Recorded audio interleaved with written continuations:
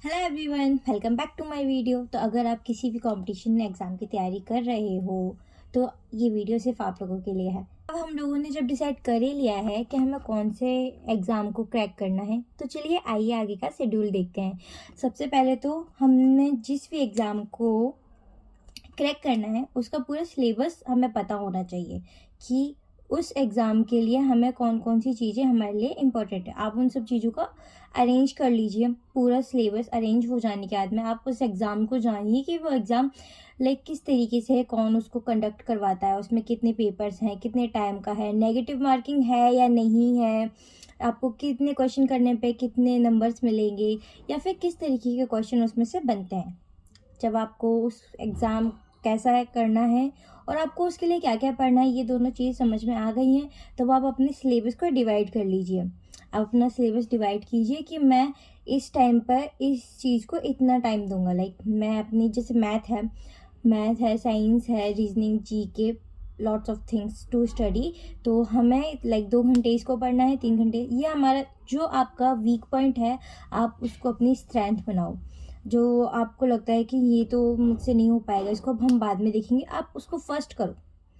आप उसको पहले तैयार करो। जो आप कि वो क्वेश्चन पहले होने चाहिए जो आपको नहीं आते हैं, ताकि आप जो हार्ड काम है उसे स्टार्टिंग करो। आई नो कुछ लोग बोलते हैं कि हार्ड में थक जाते हैं, लेकिन आपको जब उस हार्ड काम को करने में इंजॉय करने लगोगे, जब आपको लगेगा कि नहीं ये तो मुझसे हो रहा है, जब आपके माइंड से आपका डोपामिन रिलीज़ होगा, वो जो हैप्पी वाले एंजाइम्स होते हैं वो जब रिलीज़ होंगे और आपको लगेगा कि ये चीज़ करने से मुझे खुशी मिल रही है, तो आप उसको और करोगे और धीरे धीरे वो आपके नॉर्मल नॉर्मल हो जाएगा।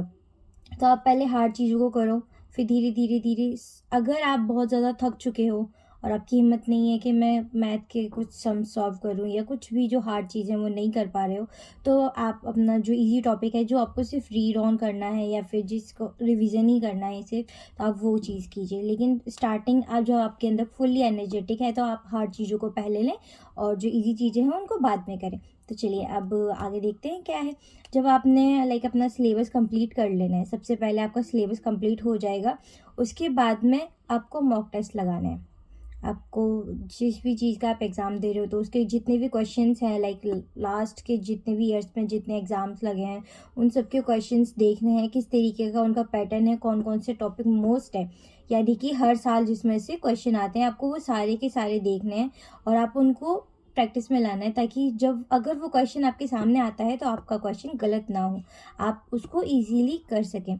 और अब जो नेक्स्ट चीज़ है जिस पर हमें फोकस करना है, वो है हमारी स्पीड, टाइम मैनेजमेंट। तो आपको पता है कि हमें टाइम बहुत कम मिलता है और उसमें बहुत कुछ हमें करना होता है। तो आप अपनी स्पीड बढ़ाइए, आप अपनी थिंकिंग प्रोसेस की स्पीड को बढ़ाइए कि आप जो भी क्वेश्चन कर रहे हैं उसे कितने कम समय में, अगर कोई इंसान उसको 2 मिनट में कर रहा है, तो आप उसको 1.5 मिनट में या 1 मिनट में कैसे कर सकते हैं। तो आप उसको स्पीड बढ़ाइए और जित प्रैक्टिस हर चीज़ को पॉसिबल कर देती है।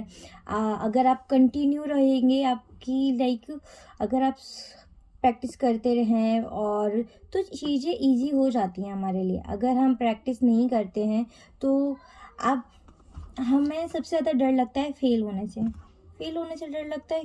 क्यों? क्योंकि हमारी प्रैक्टिस नहीं है। अगर हमारी प्रैक्टिस ही नहीं है तो हम कैसे उस क्वेश्चन को अटेम्प्ट करेंगे।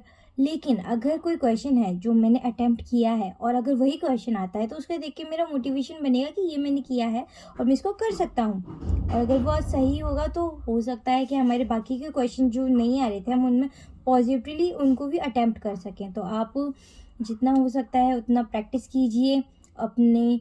और मोस्ट इम्पॉर्टेंट, आप अपनी बॉडी को फिट रखिए, क्योंकि एक हेल्दी बॉडी में ही एक हेल्दी माइंड रहता है, और हेल्दी माइंड होगा तभी हम अपने अचीव जो भी हमारे गोल्स हैं हम उनको अचीव कर पाएंगे। तो आप ढेर सारा पानी पीजिए। आप शुगर और ऑयल, जंक फूड जो है उनको लेस कर दीजिए, आप उनको मत खाइए। It's not good for health. और आप प्रॉपर नींद लीजिए, पानी पीजिए, एक्सरसाइज कीजिए। हो सके तो आप वॉक कर सकते हैं बाहर जाकर थोड़ी देर के लिए, क्योंकि फ्रेश एयर लेने से भी आप एकदम रिफ़्रेश फील करते हैं। और हमेशा पॉजिटिव रहिए।